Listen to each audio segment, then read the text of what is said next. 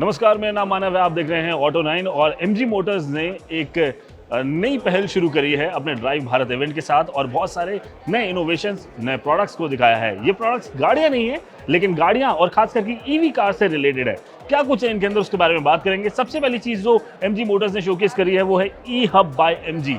ये एक बहुत बड़ी प्रॉब्लम का सोल्यूशन है। यकीन मानिए, अगर आप एक ईवी लेने के बारे में सोच रहे हैं या फिर अगर आपके पास एक ईवी है, तो एक प्रॉब्लम जो हमेशा हम सबको होती थी वो ये कि यार कहाँ पे कौन कौन से चार्जर लगे हुए हैं, वो चार्जर काम कर रहे हैं या नहीं। अगर आपके पास टाटा पावर का चार्जर है तो टाटा पावर की ऐप डाउनलोड करो, स्टैटिक का चार्जर है तो स्टैटिक की डाउनलोड करो, ग्लीडा का चार्जर है तो ग्लीडा की डाउनलोड करो। ये प्रॉब्लम आती थी।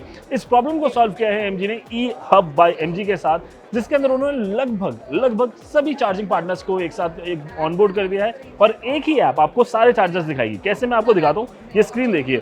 जैसे यहाँ पर अगर अभी हम जाते हैं तो यहाँ पे नियरेस्ट चार्जर कौन कौन से अवेलेबल है वो शोकेस कर रहा है। पुराना किला पे है ना, ये न्यू दिल्ली ली मेरिडियन के अंदर है। यहाँ पे चार्ज जोन का चार्जर लगा हुआ है।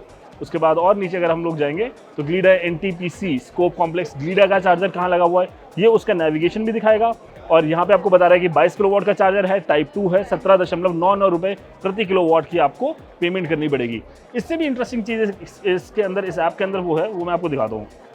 ये रूट, जैसे मैं रूट के ऊपर जाऊंगा, अब मान लीजिए मैं दिल्ली से मनाली ईवी में जाना चाहता हूँ। अभी तक क्या होता है कि हमारे लिए सबसे प्रॉब्लम की बात क्या है, रेंज एंजाइटी होती है हमें कि भैया गाड़ी में चार्ज खत्म हो गया तो गाड़ी कहाँ आ जाएगी, क्या गाड़ी बैलगाड़ी बन जाएगी। अब इस रेंज एंजाइटी को खत्म करने के लिए एमजी का जो ई हब बाय एमजी है, इसके अंदर ये पूरे रूट के ऊपर आपको चार्जर दिखाएगा। और दिखा दो, हम मान लीजिए शुरू करते हैं दिल्ली से, एंड दैट हम कर देते हैं इसको मनाली, थोड़ा लंबा रूट लेते हैं, 200 कर देता हूँ, ठीक है। अब ये मेरे को 200 किलोमीटर से पहले या उसके बीच में जो चार्जर अवेलेबल है वो दिखाएगा।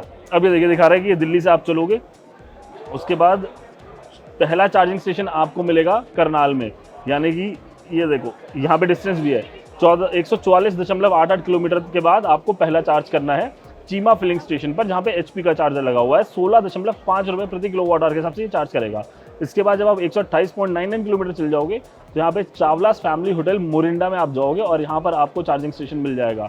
उसके बाद दोबारा आप 124 किलोमीटर आगे चल के सुकेत कैफे चार्जिंग स्टेशन पे मिलेगा 131.6 किलोमीटर के बाद, और उसके बाद आप सीधा मनाली बस स्टैंड मिल जाओगे। सो टेक्निकली एक ही ऐप के अंदर, यानी कि ई हब बाय एमजी के अंदर आपको सारे चार्जिंग स्टेशंस पता लग जाएंगे। लगभग हर ब्रांड का चार्जर आपको नजर आ जाएगा। आप एक लॉन्ग रूट पर जा रहे हैं, आपको रेंज एंजाइटी नहीं होगी, आपको स्ट्रेस नहीं होगा कि भैया कौन सी कंपनी का चार्जर है, कहाँ पर लगा हुआ है, क्या वो चार्जर काम कर रहा है नहीं कर रहा, उसका नेविगेशन, उसके प्राइस वगैरह, ये सारी प्रॉब्लम को सॉल्व किया यहाँ पर एमजी ने ई हब बाय एमजी के साथ। और इसको मैं एक तरीके से ईवी बूस्टर कहता हूँ, क्योंकि एक ही तो प्रॉब्लम थी हम लोगों की, चार्ज कहाँ करेंगे, चार्ज यहाँ करेंगे। ये दिखा दिया। अब चलते हैं अगले प्रोडक्ट की तरफ जो एमजी ने दिखाया है ड्राइव भारत ईवी में। जब ईवीज की बात आती है तो वहां पर एक बहुत बड़ा सवाल भी साथ में खड़ा होता है। वो सवाल क्या होता है? सवाल ये होता है कि जब ईवी की बैटरी पुरानी हो जाएगी तो क्या वो पर्यावरण को नुकसान देगी या हमारे और कुछ काम आएगी। सस्टेनेबिलिटी का जो सबसे बड़ा फैक्टर है वो वहीं पर तैयार होता है कि क्या ईवी बैटरीज का रिसाइकलिंग का कोई प्लान है। इसके ऊपर भी एमजी ने ड्राइव भारत इवेंट में हमें एक चीज़ दिखाई जो लोहम के साथ पार्टनर करके तैयार किया है। वो कुछ ऐसा दिखता है आपको। सो टेक्निकली क्या है कि जब आपकी ईवी की बैटरी पुरानी हो जाएगी तो उसको यूज़ किया जाएगा इंडिया के रिमोट एरियाज़ में, रिमोट विलेजेस में इलेक्ट्रिसिटी देने के लिए। उन बैटरीज की मदद से एक ये पावर स्टोरेज डिवाइस तैयार की गई है जो कि सोलर पैनल के साथ कनेक्ट होकर वहाँ पर बिजली देगी। आइए दिखाते हैं, एक मॉडल बनाया है, स्कूल का मॉडल बना रखा है। इसके अंदर आपको लेकर चलते हैं और मैं आपको पूरी साइकिल दिखाता हूँ। अंदर चलो। सो इस पाठशाला के अंदर आप ये पूरी एक सर्कुलर इकॉनमी देख सकते हैं। यूज बैटरी ली, यहाँ से यूज बैटरी को बैटरी रिपर्पसिंग की तरफ लेके गए।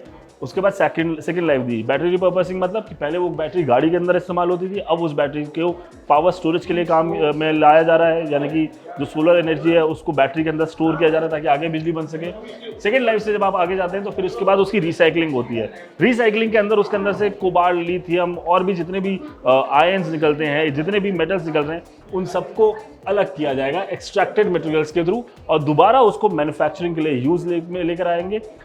उन्हीं सारे केमिकल कॉम्पोजिशन से फिर आगे दोबारा बैटरी बनाई जाएगी और बैटरी की फर्स्ट लाइफ। तो इस तरह से सर्कुलर इकॉनमी तैयार कर गई है, ताकि जो हमारा एक कंसर्न था कि ये जो यूज बैटरी है क्या ये पर्यावरण को नुकसान नहीं देगी, उसका जवाब यहाँ पर दिया एमजी ने लोहम के साथ। आई थिंक ये बहुत अच्छा इनिशिएटिव है। अगर वाकई में हम 100% सस्टेनेबिलिटी की तरफ जा रहे हैं तो सिर्फ टेल पाइप एमिशन को कम करने से बात नहीं बनेगी, यानी कि सिर्फ ईवी गाड़ी बनाने से बात नहीं बनेगी, उसके आसपास एक पूरा इकोसिस्टम डेवलप करना पड़ेगा।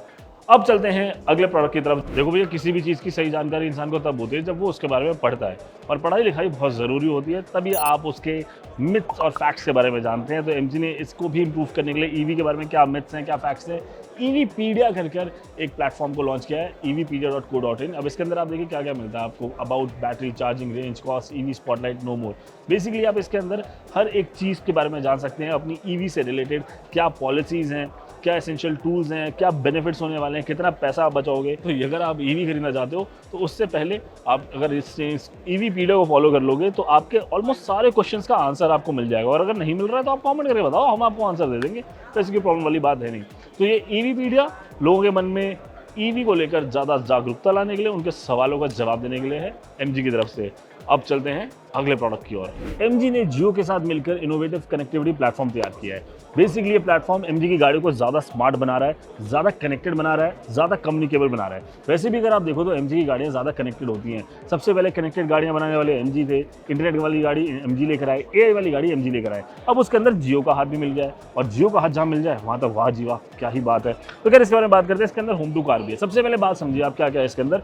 एडवांस वॉइस रिकग्निशन सिस्टम है, 6 लैंग्वेजेस के अंदर ये गाड़ी आपसे बात करेगी, आप गाड़ी को सवाल करिए, गाड़ी आपको जवाब देगी, ये सारी चीज़ें आएंगी।